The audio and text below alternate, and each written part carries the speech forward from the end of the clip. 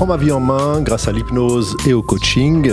J'ai le plaisir d'accueillir aujourd'hui avec nous Sandra Boré. Sandra, bonjour. Bonjour, merci beaucoup pour l'invitation, Shlomi. Avec plaisir. Alors Sandra, tu es coach en neurosciences, nous avons fait la même formation, la même école de coaching. Oui. Et puis également, tu es spécialiste dans la prévention du burn-out. Oui. Et dans le management du stress. Oui. Management, c'est bien, ça change de gestion du stress. Je n'aime pas gestion du stress, mais management, ça me parle. Management, c'est bien. Moi, je suis un peu anglophone aussi, donc j'utilise les anglicismes au grand, peut-être dépit des francophones purs, mais ça fait partie du vocabulaire qu'on utilise. Voilà, le management du stress et du burn-out. Tu as également écrit un livre qui s'appelle Le Power du jeu. Tu as écrit également en anglais, tu vois. Oui, voilà. Oui, donc francophones purs n'aiment pas trop mon style, mais oui, voilà. Et puis stress, c'est aussi en anglais, hein, donc la stress défense. La stress défense et la pleine confiance. Et la pleine confiance. Alors on va en parler sur ce livre que je montre ici à la caméra. Et avant de te proposer de parler un peu de ton parcours et de ce que tu fais, je vais, puisqu'on est dans le jeu, le power du jeu, je vais proposer à nos auditeurs et auditrices un petit jeu, c'est-à-dire de pouvoir gagner ce livre, à moins qu'ils veuillent l'acheter. Il est extraordinaire, il est super, beaucoup d'images, beaucoup de couleurs, et puis comment arriver à gérer son stress. Alors, le jeu, ce sera de nous faire un petit commentaire sur la chaîne YouTube en nous disant quelle est la partie la plus intéressante qui vous a parlé le plus dans cette émission pour pouvoir gagner. Alors la vidéo, la visio de cette émission sera sur YouTube d'ici 2 semaines à peu près, ça me prend 2 semaines pour y arriver. Et donc les commentaires, il y aura un gagnant qui va pouvoir gagner ce livre-là. Alors Sandra, je te laisse te présenter et dire un peu ton parcours et puis comment va se dérouler cette émission, on va le voir ensemble. Ok. Alors bonjour à tous, moi je m'appelle Sandra Boré d'Effervescience. Je suis scientifique à la base, j'ai une formation scientifique en biologie cellulaire et physiologie. Et en fait, j'ai travaillé à former des médecins et des naturopathes en collaboration avec des chercheurs et des médecins. Et je les formais à la médecine préventive, notamment la prévention du stress et du burn-out. Sauf que comme c'est toujours les cordonniers qui sont les plus mal chaussés, j'ai fait 3 burn-out moi-même. Ce qui veut dire que la physiologie ne fait pas tout. Et en fait, j'ai découvert le coaching sur mon 3e burn-out. Et c'est là que j'ai assemblé les pièces du puzzle entre la physiologie du stress et la lecture du coaching pour pouvoir vraiment comprendre comment ça se passait et mieux prévenir et mieux guérir le burn-out. Et juste la physiologie, ça suffit pas en fait. Alors la physiologie, on va peut-être prendre chacun de ces termes et voir un peu comment on peut séparer les 3 et les assembler ensuite ensemble. En quoi ça consiste pour pouvoir gérer son stress et son burn-out? C'est quoi le stress? C'est quoi le burn-out? Et puis comment on va pouvoir y arriver grâce à tous les outils que tu as mis en place? Voilà. Alors le stress déjà, c'est une réaction normale d'adaptation, c'est-à-dire qu'on va percevoir un événement ou un élément qui va être perçu comme stressant, donc perçu comme une menace, et à partir de là, l'organisme va mobiliser ses ressources pour s'adapter et gérer la situation perçue comme stressante. C'est du stress temporaire, ponctuel, et quand c'est comme ça, tout va bien. Le problème, c'est qu'actuellement, tout va plus vite, il y a beaucoup trop d'informations, tout accélère, et en fait, c'est comme si l'organisme était mobilisé en permanence pour gérer un quotidien qu'il perçoit en permanence comme stressant. Ce qui fait qu'en fait, c'est comme si l'organisme était suractivé en permanence. Et le passage du stress au burn-out, c'est ce stress chronique sur la durée qui va enflammer l'organisme. Et c'est comme s'il y avait un incendie intérieur. J'aime bien prendre l'image d'une pile qui serait en train de s'oxyder progressivement. C'est comme si la pile était en train de s'oxyder et au moment où elle est complètement oxydée, elle va se vider d'un coup. Et ça, c'est le burn-out. Ça, c'est le moment où on va décompenser, on va s'effondrer. C'est ça, et donc c'est dans ton livre également les images de ces piles-là qui brûlent. Illustré le livre. Oui, magnifique. On voit souvent l'image d'une pile qui se vide progressivement pour illustrer le burn-out. C'est pas vrai, ça c'est la fatigue quand la pile se vide progressivement. Le burn-out, c'est la pile, elle crame de l'intérieur. On prend souvent l'image d'un immeuble qui serait en flammes et dont la façade serait intacte. C'est pareil pour l'organisme, c'est qu'il y a une inflammation de bas grade à l'intérieur qui va jouer sur l'immunité, qui va jouer sur le sommeil, qui va occasionner des douleurs. Donc il y a plein de signes annonciateurs, mais de l'extérieur, ça se voit pas, et c'est pour ça qu'il y a souvent du déni et que c'est difficile à détecter en fait. C'est ça, en fait on devrait dire burn-in. Ça commence par le burn-in. En fait, il y a le stress chronique Ouais. Quand on est au climax du stress, c'est le burn-in, et quand on décompense, c'est le burn-out. Mais il y a une étape de burn-in, et celle-là, on peut la détecter. C'est ça, et elle est malheureusement peu reconnue, notamment en entreprise, chez les gens. L'entreprise n'a pas le courage de se remettre en cause pour apprendre aux gens à détecter le moment où ils frôlent le burn-out, parce que ça les implique aussi. Il y a la personne qui est impliquée dans son écoute de soi et le fait de savoir dire non et poser ses limites, mais il y a l'entreprise qui doit aussi servir de pare-feu, entre guillemets, c'est pour excellent. éviter l'incendie. On parle de burn-out et de brûler, encore un mot anglais. Mais c'est vrai que le pare-feu, le firewall, voilà. Voilà, c'est ça. Ils ont ce rôle-là d'apprendre à détecter et de faire en sorte qu'on n'y arrive pas. Malheureusement, ils ont le rôle inverse, c'est-à-dire qu'ils créent la situation stressante et de burn-out chez les employés, chez les gens qui travaillent, parce qu'ils donnent une surcharge de travail, une surcharge mentale extraordinaire. Moi, je reçois des gens qui sont malheureusement dans cet état de surcharge de travail, et ça va pas du tout. Et je leur dis de stopper, quoi. Carrément, il faut stopper, et l'entreprise va comprendre qu'ils peuvent pas surcharger comme ça les gens. On a vu beaucoup de suicides, ça se termine mal dans les grandes entreprises. En fait, quand on parle de burn-out, il y a toujours un décalage entre les attentes qui sont trop élevées par rapport aux ressources. Que ce soit les attentes professionnelles avec des objectifs inatteignables, ou alors des projets multiples et pas assez de ressources en hommes ou en finance à côté, ou sur un burn-out entrepreneurial, maternel. Il y a du burn-out chez les étudiants et même chez les enfants maintenant. C'est toujours des attentes qui sont trop élevées par rapport aux ressources. Et le travail qu'on va faire en coaching, c'est de rééquilibrer ça, de prendre conscience de ça et de voir comment on rééquilibre. C'est ça. Et donc, par rapport à la physiologie, alors comment ça fonctionne maintenant par rapport à la physiologie ? Tu veux vraiment aller là-dedans ? C'est ton émission, donc non, oui et non, c'est juste, ou peut-être très rapidement survoler. En fait, il y a plusieurs hormones du stress, il y a l'adrénaline et la dopamine qui vont servir à mobiliser l'action ponctuellement, mais c'est pas censé être là sur la durée. Et il y a le cortisol. Le cortisol, c'est le starter de l'organisme, c'est comme un booster, c'est celui qui nous aide à nous lever le matin. Mais quand le stress est tout le temps activé, on produit du cortisol en permanence. Et c'est ça qui va faire l'inflammation dans l'organisme. Et en fait, on en a quand même besoin d'un tout petit peu de cortisol le matin pour se lever. Et le burn-out, c'est le moment où on a complètement épuisé les réserves de cortisol, donc on n'a plus la petite étincelle du starter le matin, donc on peut plus se lever. C'est pour ça que littéralement, c'est des gens qui vont pas réussir à se lever, ou qui vont aller travailler et qui vont s'arrêter devant la porte de l'entreprise ou s'effondrer sur place. Moi, mon 3e burn-out, je me suis effondré sur place, j'ai été évacuée. Et j'ai mis 3 semaines à remarcher parce que c'était le 3e, parce que j'avais 4 postes en même temps et c'était beaucoup trop. Et ça a été très très long à récupérer de celui-là. En fait, ce que les gens ne comprennent pas, c'est qu'ils surchargent le corps et le mental à la fois, et ils prennent trop sur eux, et ça fait l'effet d'une cocotte minute qui explose de l'intérieur et de l'extérieur. Il y a trop, on demande trop à la personne, en fait. Une image que j'aime bien, c'est que le corps, c'est le cheval, et le cerveau, c'est le cavalier. Oui. Et en fait, le cavalier, il cravache, il n'écoute pas les signaux du corps. Et en fait, quand le cheval s'effondre, le cavalier s'effondre aussi, et le burn-out, c'est ça, c'est échec et mat. Le cheval et le cavalier qui tombe. Tout à fait. Et donc, comment est-ce que, avec à la fois donc la physiologie, on l'a vu très rapidement, sans rentrer dans les détails techniques biologiques. Juste la juste dose. Voilà, c'est ça. Comment est-ce que après, grâce au coaching et au mental, tu arrives à justement gérer ce stress? La première étape, c'est le détecter. Donc, il y a 3 signaux qui sont unanimement reconnus par les médecins et les chercheurs qui travaillent sur le stress et le burn-out. C'est l'épuisement physique et psychologique. Donc, on est fatigué le matin, on n'a pas envie d'aller travailler, mais on n'est plus motivé non plus. Le 2e signe, c'est la perte du sentiment d'accomplissement. Donc, on n'est plus épanoui dans ce qu'on fait. Et le 3e terme, c'est la déshumanisation ou dépersonnalisation. On trouve les 2 termes selon les papiers. Moi, je parle de zombification, comme ça parle à tout le monde. C'est une forme de cynisme, en fait. On n'est plus humain, on est déconnecté à la personne avec laquelle on interagit, et du coup, on devient cassant et cynique. En théorie polyvagale, c'est le moment où on est en dorsale, en fait. On a coupé la relation à l'autre, on ne peut plus y aller. On ne peut plus techniquement entrer en interaction avec les autres. Donc, on devient cassant. Mais c'est un mécanisme de protection, c'est normal. Alors là, Sandra, tu as dit quelques termes qui étaient du chinois pour nos auditeurs. La théorie polyvagale. On va en parler. Peut-être en 2e partie. Surtout qu'on l'a en commun.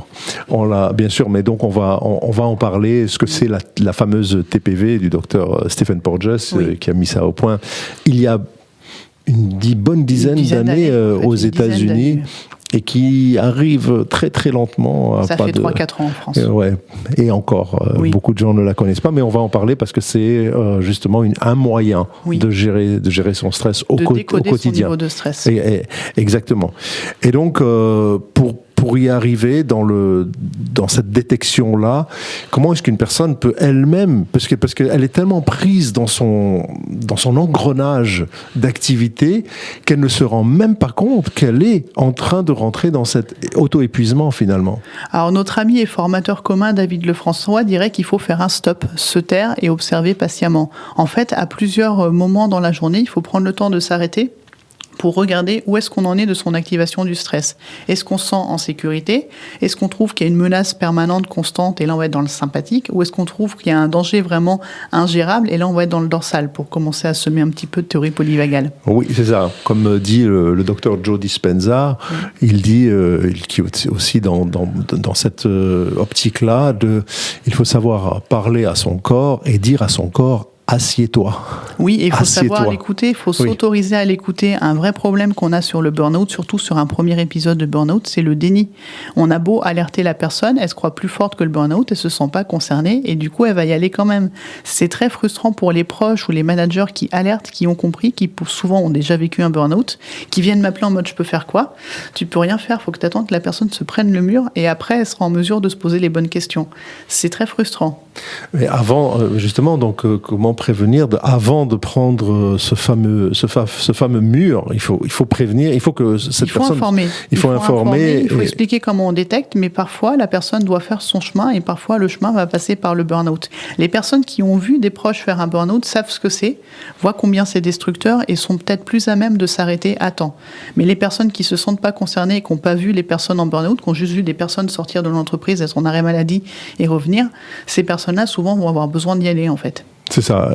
Une des clés, c'est aussi d'aller voir quelqu'un, un coach qui est spécialiste aussi, pour pouvoir avoir un avis objectif de ce qui se passe. Parce que, en fait, ce que la plupart des gens, et ça je parle de l'expérience des gens que je reçois, la plupart des gens pensent que ils ont un corps et une machine qui peuvent forcer tout le temps. Je leur dis même, votre ordinateur, il rame. Plus vous allez ouvrir des onglets, il va ramer une machine. Une image. Oui, une voiture, vous ne pouvez pas conduire à 60 à l'heure en première. Ça ne marche pas. Il faut... c'est ça, c'est cette image-là, en fait, c'est le trop d'onglets ouverts. Un coach qui est formé au stress, au burn-out, va pouvoir aider à détecter s'il y a un réelle menace ou pas. Il y a des questionnaires qui existent, notamment le Maslach Burnout Inventory, MBI. J'ai mis le lien sur mon site, qui permettent de voir où on en est au niveau de stress. Il y a le stressomètre pour le PSS10, c'est le Perceived Scale Stress Measurement, je crois, je ne sais plus. C'est l'échelle du stress en 10 points, en fait, en 10 questions. Ces 2 questionnaires permettent de voir où on en est par rapport au niveau de stress et d'épuisement. Ça peut aider à la prise de conscience. Tout à fait. On mettra ce lien sur la vidéo. On va l'inscrire, en tout cas l'écrire sur la vidéo. Donc les auditeurs et auditrices auront le lien sur la vidéo. Et donc, lorsque l'on a ce fameux stress qui arrive, qu'est-ce qu'on fait ? Case médecin, parce qu'il faut se faire arrêter, c'est la priorité. La priorité, c'est de s'arrêter. Et en fait, qu'on ait ou pas décompensé, j'ai tendance à dire qu'il faut se mettre en mode chat. C'est-à-dire que les chats, ils font pas de burn-out. Ils se reposent, ils font dodo, ils mangent leurs croquettes, ils font dodo, ils mangent, et à un moment, il y a un petit début d'énergie où ils vont jouer. Et là, on peut seulement commencer à reconstruire. Mais au début, on est juste en mode chat, on fera rien d'autre que manger et dormir. Et c'est normal, parce que le corps, il demande ça. C'est ça. Donc, lorsque on a c'est difficile pour la personne d'accepter ça, c'est difficile. Hein, la prise de conscience, l'acceptation et s'autoriser à, et le plus dur est dans le s'autoriser à s'arrêter. Parce que c'est des personnes surinvesties et surimpliquées qui font des burn-out. Donc le s'autoriser à aller chez le médecin, s'arrêter, donner son arrêt, parce qu'il y a un tiers des personnes en burn-out qui ont un arrêt de travail et qui ne le donnent pas et qui continuent à travailler, ou qui travaillent pendant leur arrêt de travail. Donc le s'autoriser à s'arrêter, c'est là où ça accroche au début. C'est ça, c'est aussi un peu... avouer une sorte d'échec qu'ils ont du mal à avouer, mais il faut le faire. Oui. Il faut le faire, il faut dire stop, il faut s'arrêter. C'est casser des conditionnements. On n'est pas obligé d'être fort en permanence, on n'est pas obligé d'être parfait en permanence, c'est même pas possible, et c'est en prendre conscience. Souvent, c'est douloureux. Mais c'est le fameux message contraignant, sois fort, tais-toi. Sois parfait, dépêche-toi, voilà. Fais des efforts et fais plaisir. Voilà, c'est ça. On va voir lesquels les personnes ont, que ce soit en coaching ou en formation ou dans le bouquin aussi. Mais c'est intéressant de savoir qu'est-ce qu'on a comme message contraignant et puis les moduler, les doser comme si c'était des curseurs. Parce qu'ils sont utiles, mais trop présents, ils sont destructeurs. Comme toute chose, d'ailleurs. Comme on a vu, le stress, il est positif. Oui. La peur, elle peut être positive. Oui. Tout est positif avec modération. Il n'y a pas d'émotion négative, il y a juste des messages qu'on va s'autoriser à entendre ou pas. Et après, donc, quel message on ne peut pas s'autoriser à entendre ? En fait, c'est des personnes qui n'arrivent pas à s'arrêter. Tu as le droit de t'arrêter. Tu as le droit de t'autoriser à faire une pause. Tu as besoin de faire une pause. Sur mon livre, il y a un petit symbole que j'ai dessiné avec une carte, un cercle en fait, et il y a la pause et le bouton play. On a besoin d'appuyer sur pause si on veut pouvoir passer à l'action ensuite. Et c'est l'alternance des pauses et de l'action qui permet qu'on peut continuer à avancer sur la durée. Si on est tout le temps en action, c'est comme si on roulait en permanence avec, en plus, pas la bonne vitesse. On crame le mécanisme, c'est pas possible. L'ordinateur aussi, il a besoin de rebooter de temps en temps. Bien sûr, bien sûr. Et pour le cerveau aussi, pour la mémoire, pour tout, de pouvoir s'arrêter et bien sûr bien dormir. Et j'aime beaucoup le stress défense, de pouvoir c'est très créatif en fait dans ce livre que tu as mis à la disposition du grand public. Finalement, tout le monde peut le lire, c'est ça. Donc ok, et ben on va en profiter là maintenant pour prendre une petite pause musicale. Pause de respiration. Et merci beaucoup Sandra. On revient tout de suite. Je prends ma vie en main grâce à l'hypnose et au coaching. Nous sommes avec Sandra Boré sur la gestion du stress, la prévention du burn-out, et on a parlé en première partie de cette émission de la fameuse TPV, la théorie polyvagale. Alors Sandra, je vais te laisser présenter. C'était le gros mot que je n'ai même pas mis sur la couverture du livre. Sur la couverture du livre, j'ai dit neurobiologie, mais ça veut dire la même chose. La théorie polyvagale, en fait, c'est une clé de lecture qui permet de prendre conscience de son niveau de stress intérieur, principalement. C'est une révision de la théorie du stress telle qu'on l'enseignait aux médecins, telle que je l'enseignais aux médecins il y a une dizaine d'années. On a l'habitude de dire qu'il y a 3 réponses face au stress: la lutte, la fuite et l'inhibition. Et en fait, on observait qu'il y avait des personnes qui ne semblaient pas impactées par le stress, qui ne rentraient pas dans ces 3 réponses-là, qui maîtrisaient en fait leur mobilisation face au stress, qui ne percevaient pas la situation comme stressante. On a parlé de coping, on a parlé de résilience, on a parlé de personnes qui arrivaient facilement à s'adapter. On a découvert qu'en fait, il y avait une 4e voie physiologique qui correspondait à ça. Et en fait, il y a maintenant 3 voies différentes qui sont le vagal ventral, c'est les personnes qui ne perçoivent pas la situation comme stressante. Le sympathique, c'est la mobilisation de l'action. Ça regroupe la lutte et la fuite. C'est la même voie de mobilisation. C'est une accélération, soit en avant, soit en arrière. Et l'inhibition, c'est le vagal dorsal ou ancien, où là, la personne se fige. Et figée n'arrive pas à mobiliser ses ressources et va attendre de voir une ouverture pour pouvoir passer à l'action. Alors, quand on utilise le mot vagal, c'est parce qu'en fait, on fait appel au nerf vague, qui est le nerf vagabond, qui donc va vagabonder et va... Difficile à identifier son parcours, insertion, en fait, son début au niveau du tronc cérébral. C'est pour ça qu'on l'a appelé le nerf vague, et c'est pour ça qu'on est passé à côté de cette 2e voie. Donc, on a la voie vagale ventrale ou nouvelle et la voie vagale dorsale ou ancienne. C'est ça.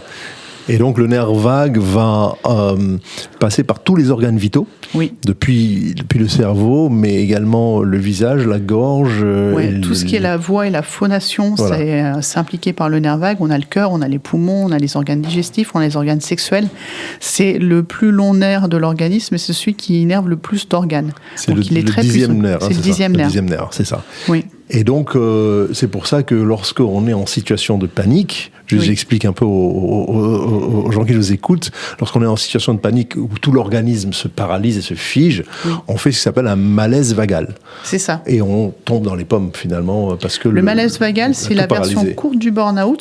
C'est le rythme cardiaque qui s'accélère d'un coup, il monte trop dans les tours et ça va stimuler une alerte et là ça va s'arrêter d'un coup. Et ça, c'est le malaise vagal. C'est un peu comme le stress chronique qui devient un burn-out, mais sur un temps court. Et le burn-out, c'est sur un temps long. Alors, on va revenir justement sur cette fameuse neurobiologie, sur le nerf vague et sur cette théorie polyvagale, parce que justement, il y aura deux chemins du nerf vague et qui va inhiber ou accélérer, un peu comme l'accélérateur et le frein de la voiture. Alors, comment est-ce que ça se passe physiquement ? Et comment est-ce qu'on peut justement maîtriser son stress grâce à cette connaissance finalement du fonctionnement, de son autofonctionnement, de son nerf vague? Alors le message par défaut de la théorie polyvagale, il est très positif. Ça dit que la réponse par défaut, quand tout va bien, c'est de se connecter à soi, de se connecter aux autres, d'appeler à l'aide. Et c'est comme ça qu'on va gérer la situation perçue comme stressante. Donc quand c'est un petit stress qu'on peut gérer, on est en vagal ventral, on reste en vagal ventral, on va appeler à l'aide, on va mobiliser ses ressources. On n'aura même pas à mobiliser l'organisme à travers le sympathique. Si par contre il y a un vrai danger, on a besoin d'agir, là on va passer par le sympathique et c'est toujours dans cet ordre. Et dans le sympathique, soit on va lutter, prenons l'exemple d'une araignée, soit on l'écrase, soit on fuit en fait. Et si par contre on est tétanisé devant une araignée parce qu'on est phobique des araignées, là on va se figer, on va être en dorsale et on ne pourra plus rien faire. Et c'est toujours dans cet ordre. C'est d'abord le vagal ventral, si on arrive à gérer la situation, sinon le sympathique, prendre conscience qu'on est dans le sympathique, savoir si on va lutter ou fuir, et prendre conscience qu'on est en dorsale. Et là, la théorie polyvagale va pouvoir aider en mode, je suis figé, je suis en dorsale, qu'est-ce que je peux faire pour passer à l'action ? Est-ce que j'appelle mon copain pour tuer l'araignée ? Est-ce que je vais essayer de rattraper un truc pour tuer l'araignée ? Et c'est ça en fait, c'est j'en suis où ? Je fais quoi ? C'est ça. On peut imaginer, moi j'aime beaucoup les images, et notamment si on a pris l'image de la voiture, de l'accélérateur ou du frein, on peut prendre les images d'un feu de signalisation. Oui, donc en ventral, on sera en feu vert. Oui. En sympathique, on sera en feu orange. Oui. Est-ce qu'on passe ou pas ? C'est un peu stressant. Et en rouge, on sera totalement paralysé. On est bloqué par la situation. Donc, l'idée, c'est de rester entre le vert et l'orange. Plus dans le vert que dans l'orange, évidemment. Et d'aller chercher le vert quand on a une situation où on sait qu'on peut être stressé. Comme un passage à la radio, comme une conférence, comme passer un examen. Es-tu stressé ? Non, parce que moi j'ai la TPV, donc ça va. J'ai écouté de la musique en venant, je l'ai respiré, donc tout va bien. Mais c'est très utile pour les personnes qui passent des entretiens aussi, par exemple, bien sûr, de savoir mobiliser le vagal ventral quand il y a besoin. Alors comment justement on fait lorsque on sent qu'il y a du stress qui monte, des palpitations, transpiration, on sent qu'il y a une situation, on imagine en fait une situation stressante qui va arriver comme une entrevue ou un examen à passer. Comment faire pour redescendre en fait ? Alors, je vais faire une précision qu'on n'a pas dit, mais qui est importante, c'est que la perception du niveau de stress et la mobilisation du nerf vague, c'est le système nerveux autonome. C'est-à-dire qu'il est autonome, il fait sa vie tout seul. Le seul moyen qu'on ait d'agir par rapport aux organes qu'on a assistés, c'est la respiration, c'est les poumons. Et les oreilles, ça c'est une autre voie, c'est ce qu'on est en train d'étudier maintenant sur la suite de la TPV, le volume 2 peut-être. Mais c'est la respiration. Du coup, un grand soupir conscient qui relâche, on le fait assez naturellement, ça va détendre. Et un outil que j'aime beaucoup pour se préparer à un événement qui peut être perçu comme stressant, c'est la cohérence cardiaque. La cohérence cardiaque, c'est un outil de respiration où on va respirer à un rythme donné, inspiration sur 5 temps, expiration sur 5 temps, et ce qui va permettre d'apaiser en fait le rythme cardiaque pour le mettre dans sa zone de vagal ventral, de le ramener à la pleine confiance. Et si vraiment on est très stressé, on va juste rajuster un tout petit peu, c'est qu'on va inspirer sur 4 temps et expirer sur 6 temps, pour être plus sur le système du vagal ventral et dorsal que sur le sympathique. Plus le parasympathique que le sympathique, pour les médecins qui nous écoutent.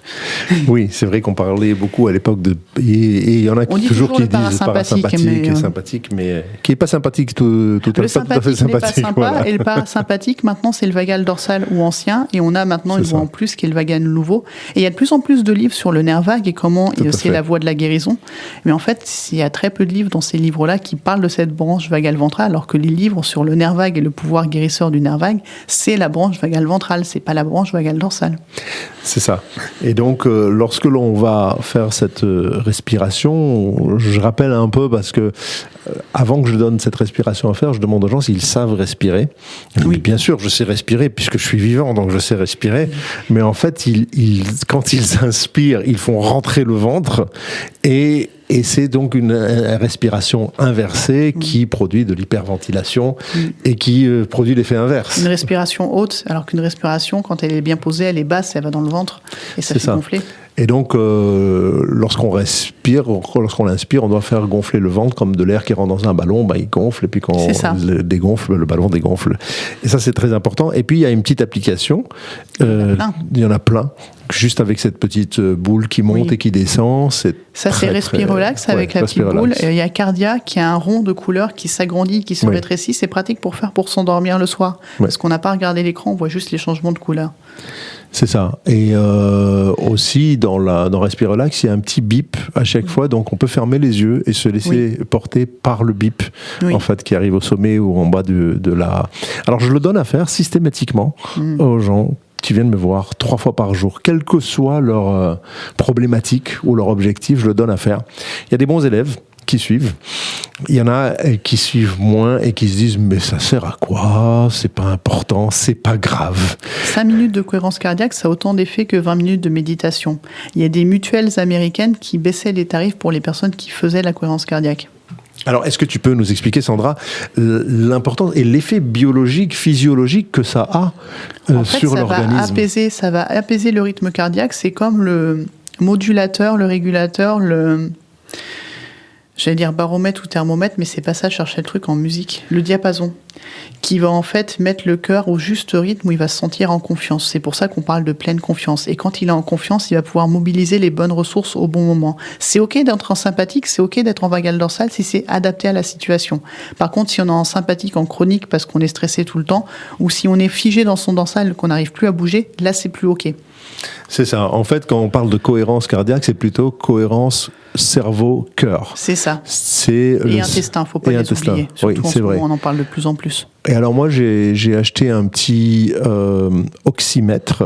Oui. J'ai acheté un oxymètre connecté à mon téléphone avec la courbe cardiaque. Donc, et c'est extraordinaire parce que au début, quand on commence, on voit des mouvements saccadés, comme dans un électrocardiogramme. Donc, le cœur a ses mouvements saccadés. Et puis, quand on fait la cohérence cardiaque, c'est une courbe sinusoïdale qui il y a moins de variabilité du rythme cardiaque. C'est une vague très très lisse qui se fait. C'est ça. Et c'est magnifique de voir ça parce qu'en fait, les saccades dans le cœur, ce sont des micro-émotions inconscientes qui font que l'on ressent que le cœur ressent ces émotions que le conscient n'a pas ressenties, mais qui sont là et qui font que le cœur bat de manière anarchique, on va dire. On va avoir la voix qui va faire des trémolos, en fait. Voilà, c'est des micro-variations qui vont réduire, diminuer d'amplitude et de fréquence quand on fait de la cohérence cardiaque. Et donc, ça permet d'apaiser tout le système. Littéralement. Et malheureusement, la plupart des gens ne comprennent pas l'importance que ça a, la vie que ça a de faire ce petit exercice. Alors que, étonnamment, ils sont peut-être plus sensibilisés à la méditation qui, finalement, est là encore la même chose sur un temps long.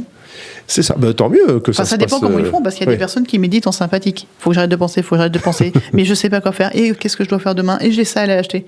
C'est pas la peine de méditer. Fais de la cohérence cardiaque, regardez la Bible, ça va t'éviter de penser, en fait. C'est ça. Oui. On se concentre sur... C'est plus facile. C'est ça. Bien, absolument. Et les 5 minutes sont quand même indispensables. Oui. Pour avoir un effet, parce qu'il faut 5 minutes pour avoir un effet qui dure 4 heures. Donc c'est pour ça qu'on le fait faire 3 fois par jour, c'est pour avoir une couverture de sérénité, entre guillemets, sur la journée. Très bien. Et c'est super de faire ce genre d'exercice. Il faut vraiment le prendre. Y a-t-il encore donc un autre exercice que l'on peut faire, que tu peux proposer par rapport à la TPV ? J'ai parlé de musique en disant que j'écoutais de la musique en venant. En fait, je n'aime pas imposer des exercices. Par contre, j'invite les gens à observer ce qui est ressourçant pour eux. La musique a des vertus apaisantes. Il y a même des morceaux qui ont été cités comme étant des morceaux ayant une fréquence telle que c'était apaisant. Don't Stop Me Now de Queen, normalement notamment. Et puis en fait, c'est quels sont les morceaux qu'on préfère. La ronron-thérapie, les chats, ça met en vagal ventrale. Un bébé apaisé, ça met en vagal ventrale. De la même façon, si on se met en cohérence cardiaque avec un bébé qui pleure, ça va l'apaiser en fait. Donc c'est observer ce qui nous ressource, la nature, des choses qu'on va manger qui vont être apaisantes. Qu'est-ce qu'on fait, par exemple, le week-end ou en vacances quand on a du temps pour se ressourcer, et c'est ça en fait qu'il faut cultiver à longueur de journée.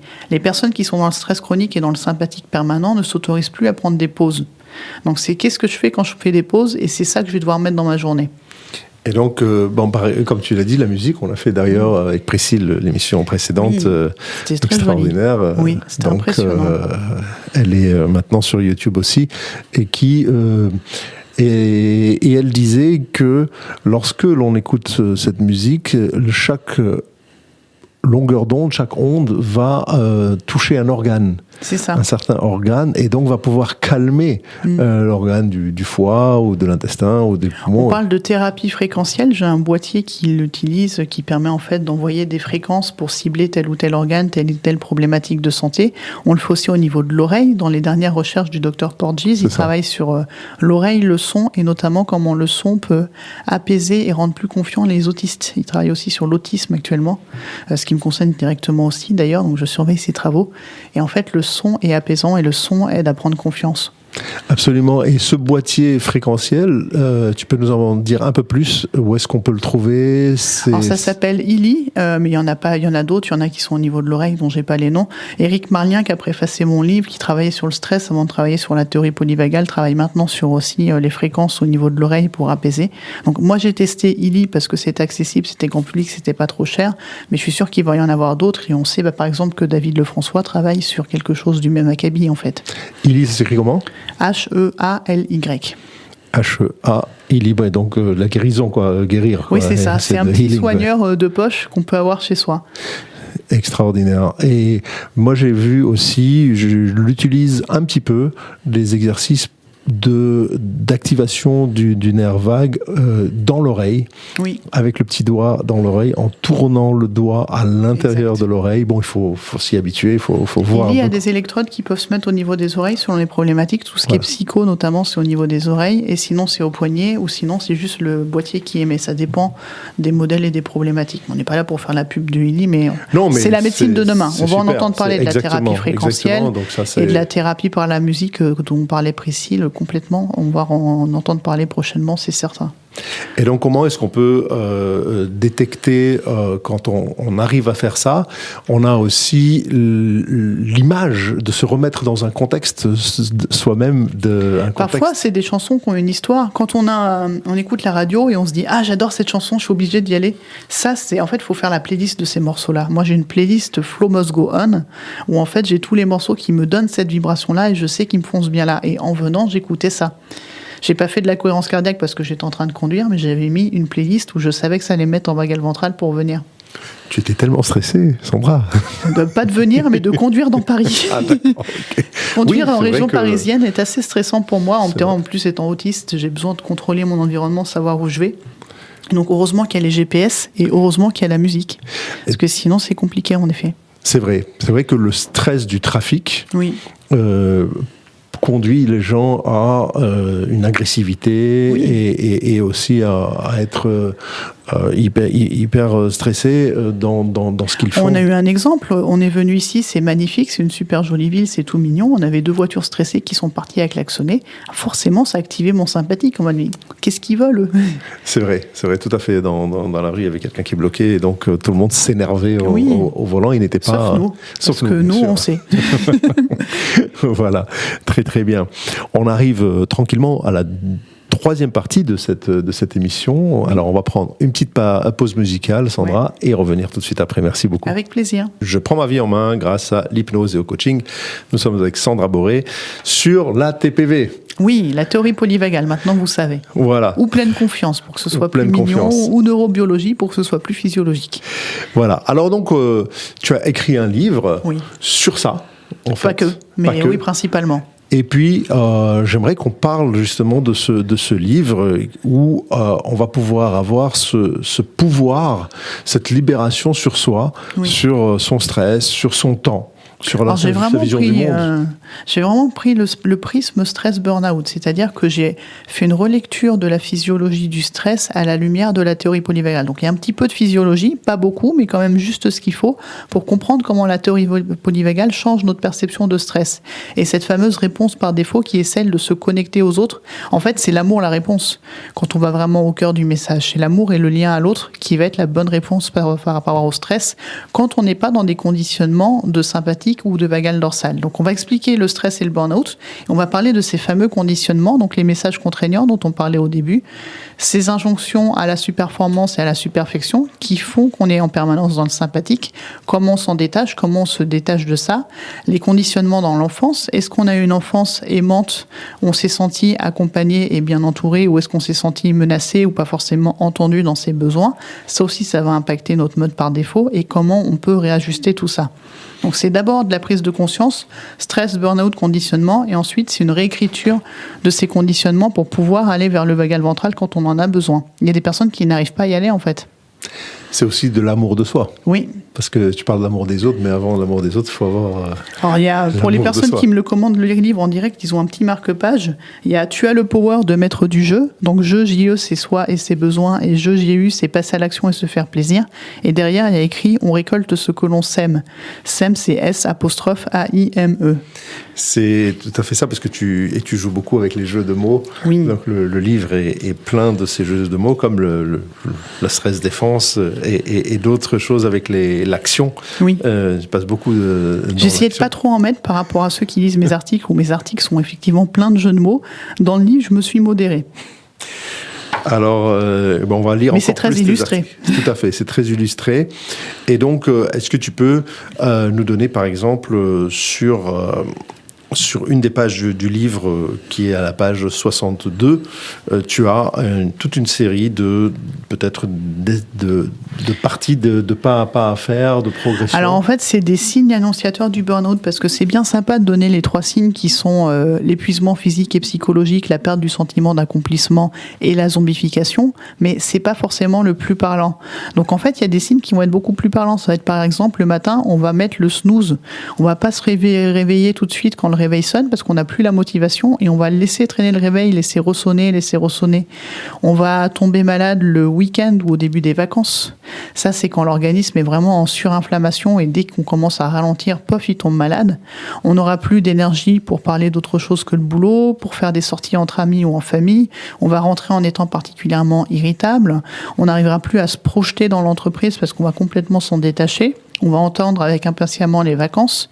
C'est des personnes qui sont pas bien le dimanche soir à l'idée de reprendre le boulot le lundi, qui par exemple vont être déprimés, on va avoir tendance à boire un petit peu plus. Donc c'est tous ces signaux beaucoup plus concrets que juste les 3 signes physiologiques que j'ai décrits, qui permettent de prendre conscience que peut-être on est sur la voie du burn-out. On parle de... Combien de pourcentage de la population Alors c'est comme les manifestations, ça dépend de la police et des organisateurs, c'est pas du tout les mêmes chiffres. Il y avait une enquête CFDT Parlons Travail en 2017 ou 18, si je ne m'abuse, désolé, je suis plus sûre, où en fait il y avait un travailleur sur 3 qui déclarait avoir déjà fait un burn-out et un chercheur d'emploi sur 2 qui déclarait avoir déjà fait un burn-out. Je pense que c'est surévalué parce que les personnes ne savent pas forcément distinguer burn-out, dépression et une fatigue plus physiologique, mais ça montre que c'est vraiment un problème de plus en plus présent. Et donc le problème du stress chronique, du marasme, en fait, de la non-motivation, est-ce que facilement on atteint les 75-80% de la population ? Je ne peux pas m'avancer. Je ne peux pas donner des chiffres que je n'ai pas. C'est bien tenté. Je sais que c'est bientôt les élections, mais je n'irai pas sur ce terrain-là. C'est vrai. Mais enfin bon, il y en a malheureusement beaucoup trop. Beaucoup trop. Alors, dans cette théorie polyvagale, on joue aussi évidemment beaucoup sur les émotions. Oui. Et pouvoir amener une émotion de joie en soi. C'est ça. Pour pouvoir se calmer et calmer son stress, sa colère, sa peur. En fait, c'est une clé de lecture complémentaire. Moi, je suis autiste, j'ai du mal à détecter mes émotions et à mettre des noms dessus, mais par contre, je fais le parallèle, je passe par l'état de la théorie polyvagale et je reviens à l'émotion. Le vagal ventral, c'est la joie. La sympathique, c'est la peur ou la colère, selon dans quel sens c'est dirigé. Et le vagal dorsal, c'est la tristesse. Et à partir des états, j'arrive maintenant à mieux reconnaître mes émotions. Donc c'est aussi pour ça que la TPV pour les autistes, c'est vraiment quelque chose de très précieux. Mais pour toutes les personnes qui n'ont pas appris à décoder leurs émotions, et on est nombreux comme ça, parce qu'on ne fait pas vraiment d'intelligence émotionnelle à l'école. Il y a certaines écoles qui s'y mettent. Il y a des ouvrages de parentalité positive comme La couleur des émotions ou Les émotions avec Gaston, c'est top. Mais c'est pas ce que nous, on a eu dans notre enfance. Oui, et c'est bien dommage que le ou la ministre de l'Éducation ne mette pas plus de développement personnel et de coaching dans les écoles. Je le répète. Alors parlons des élections. chaque émission, c'est dommage qu'on ne donne pas aux élèves et aux étudiants l'éducation de la vie, en fait, de pouvoir soi-même gérer ses relations avec les autres et qu'on doit apprendre des choses qu'on va presque les jamais parents utiliser. prennent le relais, mais ils sont sur un terrain où souvent ils sont novices eux-mêmes, en fait. Donc on apprend avec les enfants à l'intelligence émotionnelle. C'est super intéressant, mais c'est un peu tard parce que c'est dommage. Enfin, c'est dommage que ce soit si tard, surtout.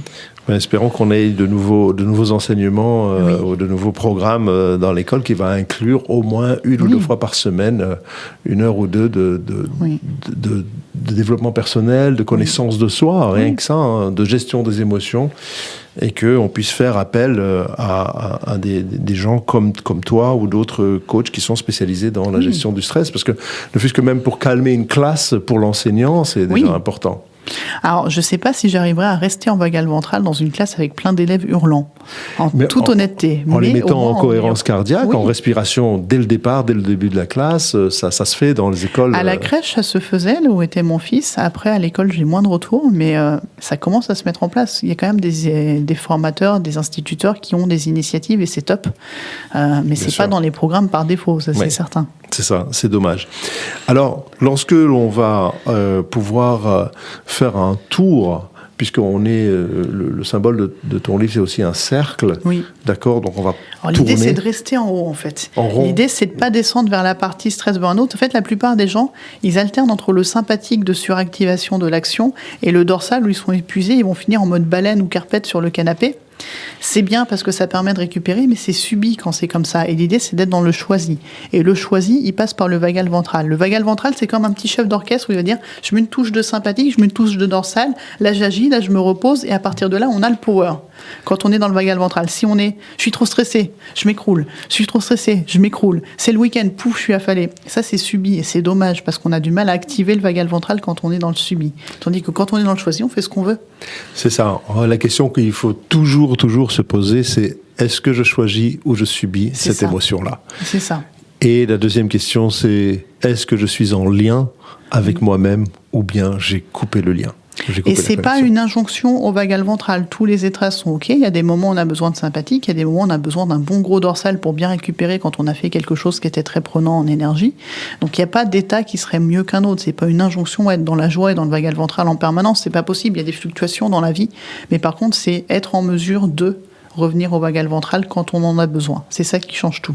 C'est vrai, et il faut aussi savoir que ces états-là ne sont pas des états, même en sympathique ou en dorsal, ne sont pas des états, entre guillemets, je le dis, négatifs, parce que par exemple, quand on joue, on va jouer, on va être en sympathique, parce que il y aura du stress, il y aura la peur de perdre, il y aura donc ce stress positif de vouloir gagner la partie ou le jeu qu'on est en train de faire. Quand on est au cinéma, qu'on va voir des films un peu stressants, un peu effrayants, on va stimuler le sympathique et on choisit de le faire et c'est complètement OK.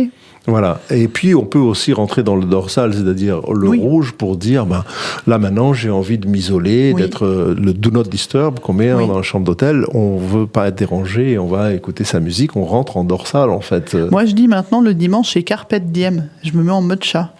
Voilà. Et du coup, des fois, je fais un lundi-dimanche quand je suis trop fatiguée. Et c'est un lundi où je me laisse porter par mes envies et j'ai pas vraiment d'attente particulière par rapport à la journée. Ça permet de reprendre la journée en douceur. Et la semaine en douceur. Ce sont de bonnes nouvelles habitudes à prendre, en fait. Un week-end de 3 jours, mine de rien, c'est beaucoup plus écologique que juste 2 jours. On a du mal à rentrer dedans. Une fois qu'on est dedans, c'est fini. C'est ça. Et donc, ça, en fait, c'est l'état dans lequel on va être, l'état d'humeur, l'état émotionnel, qui va impliquer une réponse. Une réponse, c'est une perception. C'est notre état qui écrit l'histoire. C'est-à-dire que si on est en sympathique, on a l'impression, 3-4, on a l'impression que les autres sont menaçants. Et du coup, on n'arrive pas à accorder la confiance. Quand on est en dorsal, on n'a confiance ni en soi, ni aux autres. Donc forcément, on va s'isoler. Et quand on est en vagal ventral, on peut aller vers les autres et ils ne sont pas perçus comme menaçants. Donc ça change la perception de l'environnement et des personnes qu'on a autour de soi. C'est ça. Et ça permet en fait une interaction sociale. Oui. Parce que ceux qui sont donc manque de confiance dans les autres, manque de confiance en eux, ils coupent le lien social. Ils n'y vont pas, oui. Ils n'y vont pas. Ils sont repliés sur eux-mêmes et ceux qui sont dans la peur ou dans la lutte vont être très vocaux, mais pas forcément ouverts aux autres, juste très vocaux. Ça veut dire quoi, très vocaux? On les entend beaucoup crier, s'énerver. C'est des gens qui se plaignent en permanence. Ça va jamais. Ça, c'est du bon sympathique agressif ou fuyant. Mais les sympathiques se plaignent, mais ils vont pas écouter. Ils attendent pas en fait qu'on vienne les aider en fait du tout, parce qu'ils sont pas à même de l'accueillir. Parce qu'ils sont toujours en train de parler et ils ne sont pas dans l'écoute des autres, c'est ça. Oui. On a fait une expérience en neurosciences où on a isolé des personnes totalement, donc pas de communication, pas de téléphone, rien, isolé totalement pendant 48 heures. Et puis on a passé ces personnes sous IRM, donc on a vu que cette isolation complète avait activé une certaine zone du cerveau. Et puis, on a mis ces personnes en ventrale, c'est-à-dire en ventrale où la personne va être dans un état agréable, dans un état de sérénité, de paix intérieure, en écoutant peut-être de la musique, en faisant une activité qui leur fait plaisir. Ça a activé la même zone. Ça a activé la même zone. Et en fait, c'est cette isolation sociale, elle malheureusement, elle fait descendre la personne dans ce vagal dorsal, elle l'isole, elle le bloque, alors que lorsque elle va être dans le social, elle va au contraire pouvoir activer une autre zone hormonale aussi dans le cerveau qui va pouvoir fabriquer des hormones de bien-être et permettre de régler son problème en faisant de la sociabilisation en fait.